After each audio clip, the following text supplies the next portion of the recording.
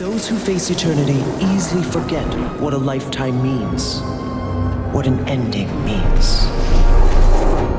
You know it doesn't have to be this way. No, Kunavine, it does. They need me. Welcome guys, End of Dragons Daily 36 today, and we're going to be talking about the idea of the title and why it's called End of Dragons. You guys have some interesting proposals. I've got some other comments on miscellaneous subjects as well today, and I want to say I'm going to try and be bite-sized today. I've spent way too long on a concept for a warrior video. If you remember when POF came out, I did introductory series for all the elite specializations. Then about a year after POF was over, year and a half, I did it for Heart of Thorns. Well, when I finished the Heart of Thorns series, I thought it'd be cool to do it for the core classes too, but I didn't really have the energy for it at the time.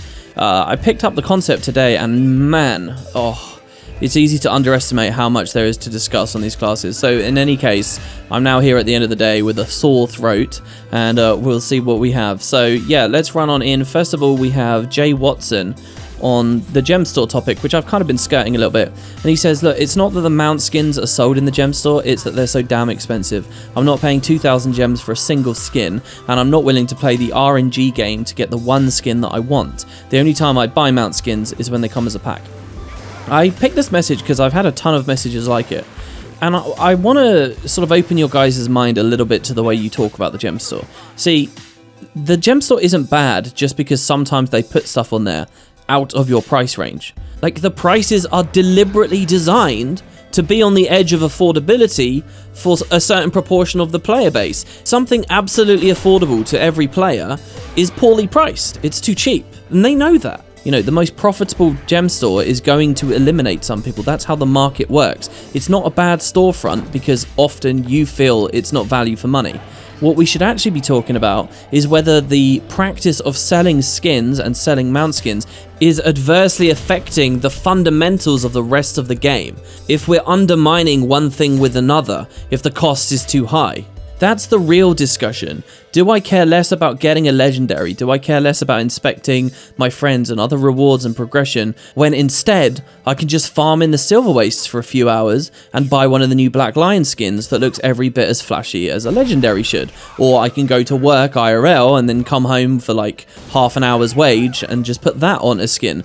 These are examples where if you really look at them, suddenly Guild Wars 2 starts feeling hollow, and the idea of investing a lot of time into it and actually being proud of what you've got in it starts feeling hollow, and people aren't retained for as long.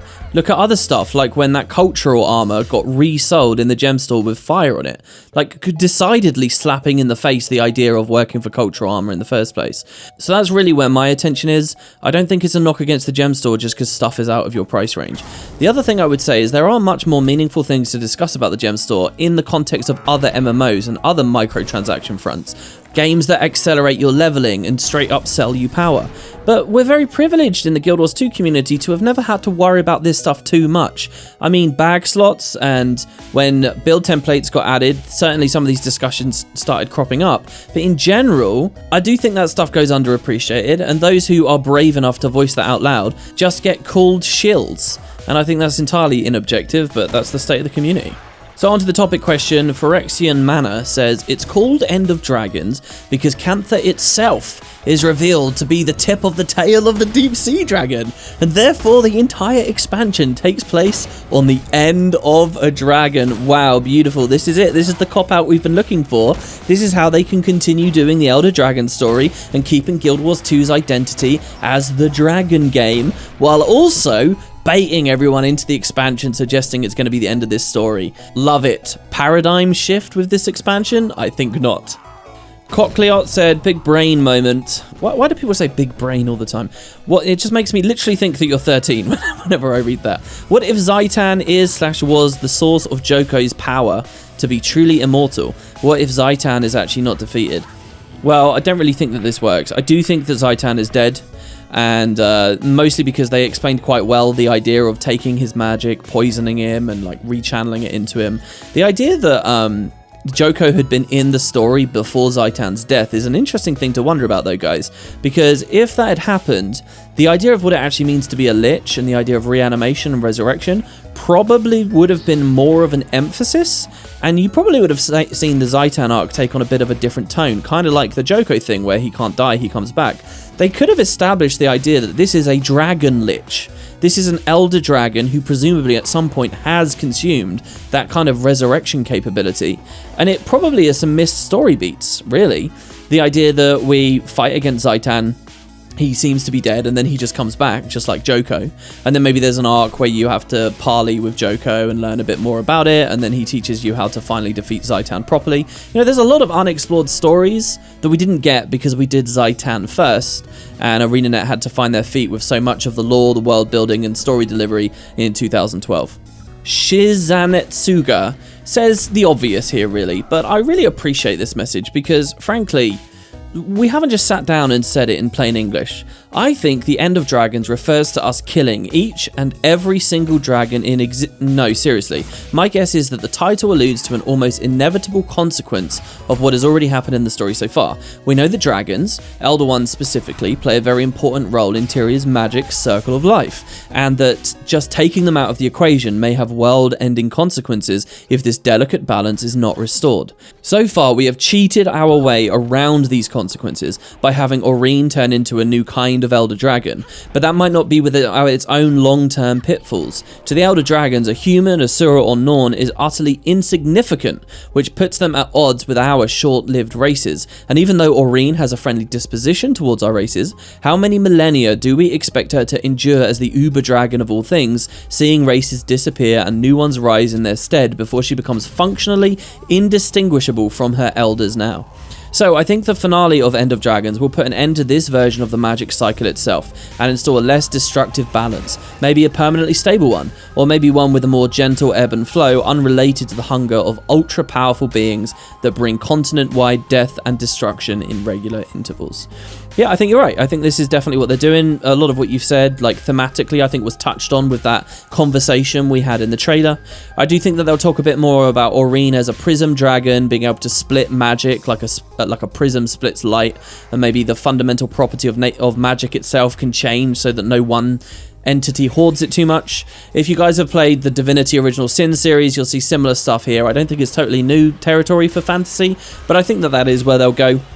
And this question of, is Aurene really fundamentally that much better than the other dragons is not something we can answer until millennia have gone by. And I do think that, you know, the conversation in the trailer really is looking right at this idea.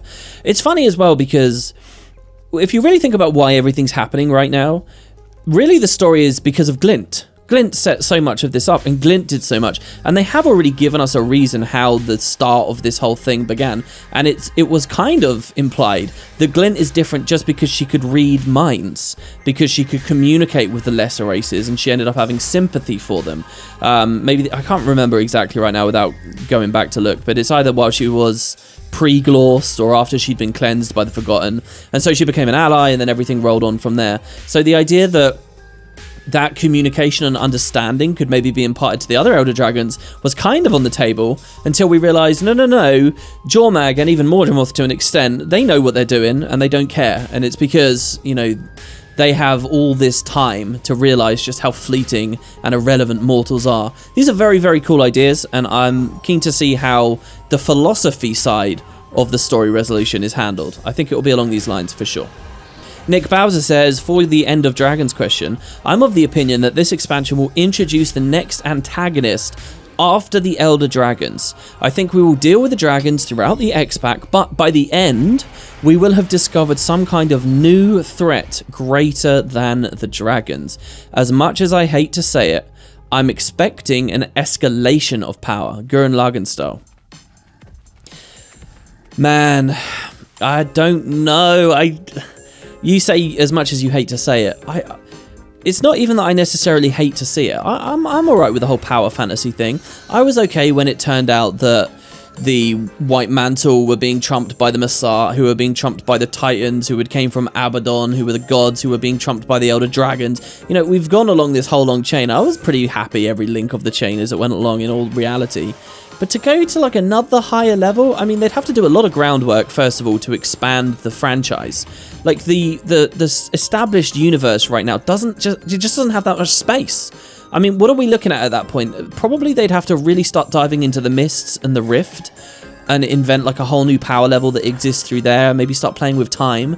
But I can't say this enough. I've said it so many times in Nerd of Dragons Daily. I'll say it again. Season 4 was about the disintegration of our reality. Like, the stakes are obscenely, like, up there already. And they've spent so long talking about how crazy powerful the Elder Dragons are. I can't see it. I really can't. And it's a weird one as well, because I wish I could sit here now and articulate to you a beautiful way in which a de-escalated world is going to be very compelling to everyone. But I'm also a little bit scared of that. I really am. They really have to do the characters very well and the motivations very well. We have to be able to spend a lot of time with them. And I did compliment the Icebrood Saga with this, and even the back half of Season 4 with this. But I'm still a bit uneasy that the devs can pull it off. I don't know. I like I say, I think my favorite era for this franchise, just from a world building perspective, was about 20 years to 100 years before Guild Wars 1, where there was a lot of nations active that were like wrestling with one another, a lot of diversity in the races that were around. I kind of liked those stakes. So yeah, maybe if they can get back to that kind of feeling, I'm all for it. You know, New World today announced that their new release date, and who knows if it'll get pushed again. But it's interesting to me that game, that's a whole MMO that did something I think is quite brave and is quite sensible and quite intelligent. They sort of realised, why do all MMOs seek to cover entire worlds? Why do they do that? Let's just have our MMO be an island. That's it. And that's what they refer to Eternum as, an island. And they know that they can have cool, big, interesting stories there, even if the scale is kind of different. And that leaves them so much more headroom for the future of the franchise. I feel like ArenaNet is running out of headroom here. How do they grab that back? Fascinating idea from Riker Davala here, who says, I think the title End of Dragons is speaking about the end of the Emperor's bloodline. It is the Empire of the Dragon, after all. I find the wording of dragon interesting too. It sounds like the Emperor is a half-dragon of the Empire, was founded by an actual dragon. Maybe there's a deeper connection between the Empire and the Elder Dragons that we know. P.S. An Empire Divided is describing the Empire's bloodline as the longest unbroken line of ancestral succession seen in the world. Well, look, my advice to you as I read this message was go read An Empire Divided. They have not been explicit about any of this kind of stuff, and I don't think that this is that realistic. The Empire Divided, I think, is pretty clear about where these emperors came from and why it's called the Empire of the Dragon and so on. But the idea that they won't connect these things a bit deeper and talk about the Elder Dragon influence in that area of the world, and maybe why the humans were there so much earlier than the other humans that the gods brought from the mists, perhaps, or whatever. You know, resolutions to this stuff, I think, would go a long way and are a natural area of subject material to explore. The idea then that End of Dragons means like the end of the Empire of the Dragon rather than the Elders. It's curious, but again, I feel like maybe it's going to have to be both. I feel like the whole title being a bait and switch is just bad, and I don't want to see that. Giavars89 says, analytic viewpoint, we will probably get to see the End of Dragons, emphasis on S, saga, leaving us with no dragon at all, or a single dragon. Or we could see the end of Hostile Dragons, and then he goes off with some crazy speculation. Now, this is a bait and switch I can get on board with. And we talked a little bit in the earlier episodes about the idea that Aurene might be the last one left, right? And even a bit of the discussion a second ago was kind of about that idea. But think about this, guys, as well. What if this expansion, we kind of failed to a certain extent, and it is the End of Dragons, plural, but the bait and switch is this, that Aurene dies, Kralkatorrik dies, the Deep Sea Dragon dies, they're all dead, except one of the bad ones is left still. What if we come out of this and Primordus is the ultimate god dragon and he's not happy and he's not a good guy? And that is what Season 5 is about. Oh, you can hear my Primordus fanboy screaming out, can't you? The disintegration of the reality was pretty apocalyptic, but maybe we can go even crazier with Season 6, the Apocalypse Saga. Trevor's talking about something here that I think about a lot. And I don't really see anyone else talking about this. I think this is really huge. And it's one of the biggest arguments about Project Tyria or Guild Wars 3 I actually have. And it seems superficial at first, but I don't think it is. Trevor says, I can't imagine what the new Guild Wars 2 icon would be if there were no more Elder Dragons. Maybe Aurene? But End of Dragons might include her too. What other imagery from Guild Wars is strong enough to make it the icon of the series? Perhaps something new entirely. Like, this is really important, guys. If dragons are done, completely done, isn't that like representing like a fundamental shift in the brand of the MMO? And you might say, yeah, it does, and good. Because we don't want to look old, we want to look fresh, we want to look new, we want to feel like it's this big new thing, even if it is going to be the same MMO. And you might say that, but I mean, we're talking about some huge stuff to tamper with here. Right now, as I record, I'm looking at my taskbar at the bottom of Windows, and what do I see? I see the Guild Wars 2 dragon icon. What, are we going to move away from that? And you could say, yeah, Heart of Thorns had a new icon already, and Path of Fire had a new icon already. Path of Fire's one didn't even feature a dragon, did it? Or wait, did it? End of Dragons certainly does. I mean, it features two. But they've always had that core brand identity. They've always had that too. And it does appear all over the place. You might not think about it. In a lot of ways, these brand imagery is meant to look sort of invisible, but it influences us. And I just feel like it's an epic thing to turn your back on. I've often made the case that if Guild Wars 2 isn't about dragons, it's not Guild Wars 2 anymore. In its spirit and its substance, I really feel that way. And I think it would be a much more convincing argument if the game was called Dragon Wars 2, but that's essentially how I view this franchise and always have.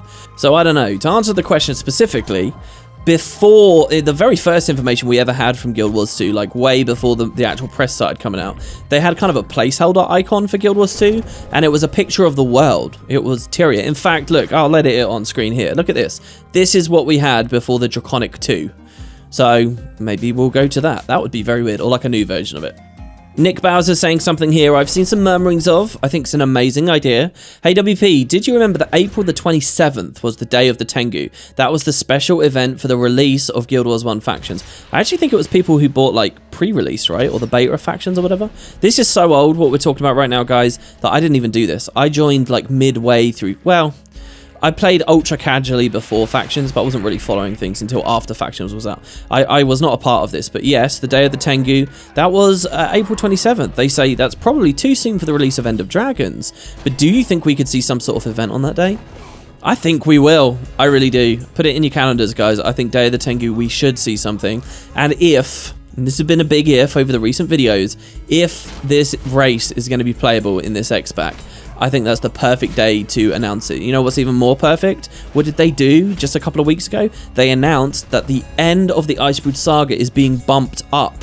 From originally it was going to be May, and now it's ending at the end of April. When's that?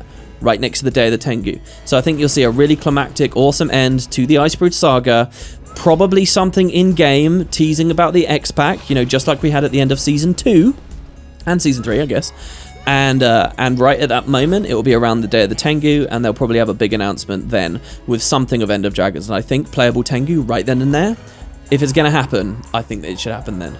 So there you go, guys. That's it for today. Thank you very much for listening. Like I say, wanted to keep it a little bit shorter. Hope you enjoyed. Please feel free to check out this Warrior video that I've made, and I'll see how the viewership and stuff is on that, and hopefully keep going. Look, it's core Guild Wars 2 content. I know so many of you are over it, but I think a lot of people don't know a lot of things about the base game. I think it's fun. I like chronicling everything, and getting this introduction series finished for the launch of End of Dragons, where I can then roll in with the Canthan Elite specs, I think is just too perfect. It's a great opportunity, and I don't want to miss out on it. Thanks, guys. Give me some miscellaneous comments down below, and I'll give you a more concrete topic tomorrow. Take care now.